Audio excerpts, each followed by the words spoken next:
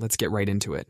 Number 9. The S-bend plumbing trap. The S-bend was invented because houses kept exploding in 1850s London. Before this invention, houses were connected directly to the sewer. All those sewer gases, including explosive methane, would float up through the pipes and fill homes. One lit match would turn your morning routine into an explosion. But the explosions weren't even the worst part. These sewer gases contained hydrogen sulfide, which could kill you in minutes. People would drop dead in their bathrooms, and no one understood why. In 1775, Alexander Cumming created a simple solution, the S-bend, just a curved pipe that holds water, creating a seal between your home and the deadly gases. But people didn't rush to install these life-saving devices. They kept dying until the Great Stink of 1858. That summer, London got so hot that the sewage in the Thames started cooking. The smell was so bad that Parliament had to be evacuated. Only then did the S-bend become mandatory. This simple curved pipe has saved more lives than penicillin,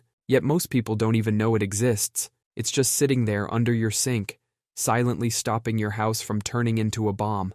Number 8. The unsung wire screen. Before window screens, your average house was basically an all-you-can-eat barbecue buffet for mosquitoes. These mosquitoes were carrying malaria, yellow fever, and dengue. Then someone took some wire mesh, probably leftover from making sieves, and stuck it on a window. It was like they accidentally invented a force field against death. When screens first came out, some people actually hated them. They thought screens would block the healthy night air. That same night air was actually filled with disease-carrying mosquitoes. Once cities started requiring screens on windows, death rates from mosquito-borne diseases dropped by 50% in some areas within just a few years. This simple invention has saved billions of lives, and we don't even know who to thank. It's like someone invented a superhero suit that everyone wears, but nobody knows who the designer is. Number 7.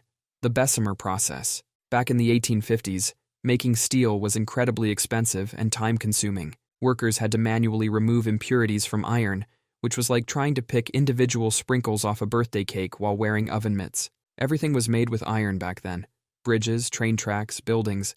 And iron had this nasty habit of breaking at the worst possible moments. Imagine crossing a bridge and suddenly hearing a crack because the iron decided it was having a bad day. Then Henry Bessemer came along. His idea was so basic it was brilliant. Instead of trying to scoop out impurities, why not blow air through the molten iron? The oxygen in the air would combine with all the nasty stuff in the iron, burning it away like a cosmic vacuum cleaner. The process was so violent that it looked like a volcano having a temper tantrum. Flames would shoot out the top of the converter like an angry dragon with indigestion. But this process turned hours of work into just 30 minutes. Before Bessemer, making 1 ton of steel cost as much as a small house. After his invention, it cost about the same as a fancy dinner. This changed everything. We could build bigger buildings, safer bridges, and train tracks that didn't try to murder people. Number 6. Oral rehydration therapy. Your gut is losing water faster than a leaky bucket with cholera. We're talking about losing up to 12 liters of water a day through diarrhea. That's like emptying your entire body of water 3 times over. Without treatment, you can die within hours. Back in the 1970s, cholera was basically a death sentence in many parts of the world. Doctors had fancy intravenous treatments, but those were expensive and required hospitals. The problem was, most cholera outbreaks happened in places without hospitals, like refugee camps during wars. Then some doctors made a discovery so simple, it seemed stupid. Mix water with a bit of salt and sugar in the right amounts. Drink it. That's it. Your gut is pretty smart. When it sees sugar and salt together, it gets excited and starts absorbing water like crazy. It's like giving your body a secret password. The sugar and salt trick your gut into letting the water in. Without both ingredients, the water just passes right through you. But together, they're like the dynamic duo of hydration. This discovery was so simple that many doctors refused to believe it worked. But in refugee camps, where doctors had no choice but to try it, something amazing happened. The death rate from cholera dropped from 30% to just 1%. Since then, this simple solution has saved over 50 million lives. You're using the same principle in Gatorade, just with better marketing and a much bigger price tag. Number 5. The Autoclave. Imagine you're a surgeon in the 1800s. Your surgical tools are probably going to kill your patient. Back then, doctors would just wipe their tools with a cloth and call it a day. Sometimes they'd even use the same bloody knife on multiple patients without cleaning it. It was like playing Russian roulette, but with infections. The death rate from surgery was so high that hospitals were nicknamed death houses. Then came Charles Chamberlain with his pressure cooker for medical tools. The autoclave wasn't fancy. It was basically a pot with a really tight lid, but this pot changed everything. You put your surgical tools in, crank up the heat and pressure. The steam gets so hot and pressurized that it's like hitting bacteria with a nuclear bomb. Nothing survives. Not even the toughest, most stubborn germs. The autoclave is so effective it can kill prions. These are like zombie proteins that normal sterilization can't touch. Even boiling won't kill them. But the autoclave turns them into microscopic dust. Before the autoclave, if you needed surgery, you had about a 50-50 chance of dying from infection. After the autoclave, the death rate dropped like a rock. Today, every hospital on Earth has autoclaves. They're used to sterilize everything from surgical tools to dental equipment. Even tattoo artists use them. This forgotten invention has probably saved more lives than any other medical device in history. Number 4. The Green Revolution's wheat. For most of human history, the wheat plants farmers relied on had a massive, fatal flaw. You see, these wheat plants were so tall and top-heavy, they'd fall over like drunk college students whenever it got windy. And when wheat falls over, it rots. That means no food for anyone. Norman Borlaug, a scientist, looked at these falling wheat plants and decided to make wheat short and stubby instead. It's like he wanted to turn supermodel wheat into Danny DeVito wheat. Most people said shorter wheat means less wheat, but Norman wasn't just making the wheat shorter. He was making it tougher than a bodybuilder at a protein shake convention. His new wheat variety could resist diseases that would kill normal wheat. It could grow in both hot and cold weather, and it produced 3 times more grain than the tall wheat. This stubby wheat literally saved 1 billion people from starving to death. India was about to face a massive famine, but then Norman's wheat showed up. Within years, India went from begging other countries for food to exporting their surplus. Most people have never heard of Norman or his wheat. He won the Nobel Peace Prize. But ask anyone on the street about him and they'll probably think you're talking about a character from Game of Thrones. Number 3. The Bifurcated Needle. The bifurcated needle looks like a tiny metal fork, but this little tool helped wipe smallpox off the face of the earth. Smallpox wasn't your average disease.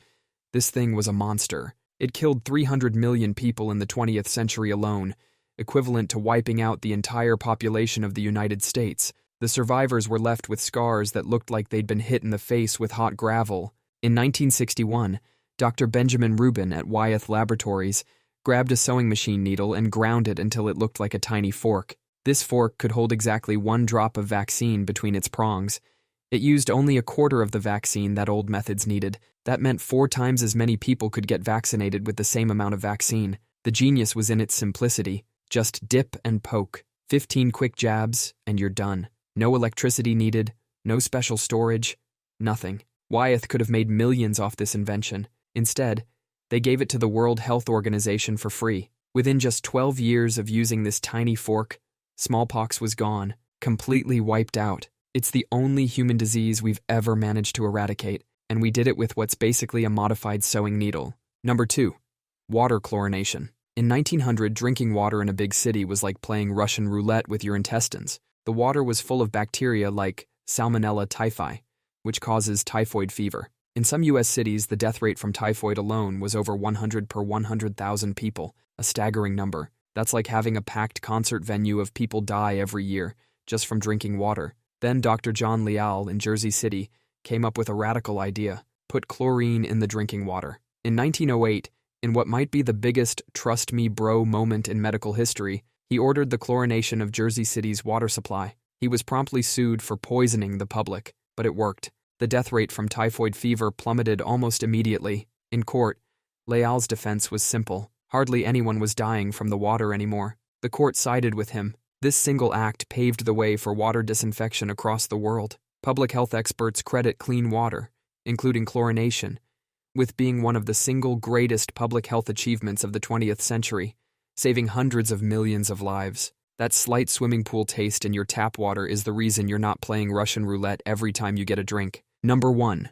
The Haber-Bosch Process. Imagine being so hungry you'd fight a war over bird poop. That's exactly what happened in the 1800s, when countries were literally battling over islands covered in bird droppings. Back then, farmers needed nitrogen to grow crops, and the best source was guano, bird poop. But there wasn't enough bird poop to go around, and people were starting to starve. Fritz Haber, a German scientist, figured out how to pull nitrogen right out of thin air. The air around us is 78% nitrogen, but it's like trying to catch smoke with your bare hands. Haber found a way to force nitrogen and hydrogen to get together under extreme pressure and heat. The process was so intense it kept blowing up his lab equipment. Carl Bosch figured out how to make it work without everything exploding. Today, this process feeds about 4 billion people. Without it, half of us wouldn't be here, but the same process that makes fertilizer also makes explosives. During World War I, Germany used Haber's invention to make bombs when they ran out of imported materials.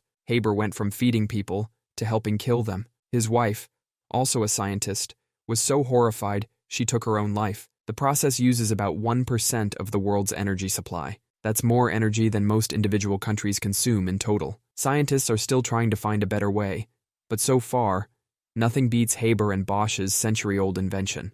That's all for today. I'll be making similar videos in the future. Subscribe to see them.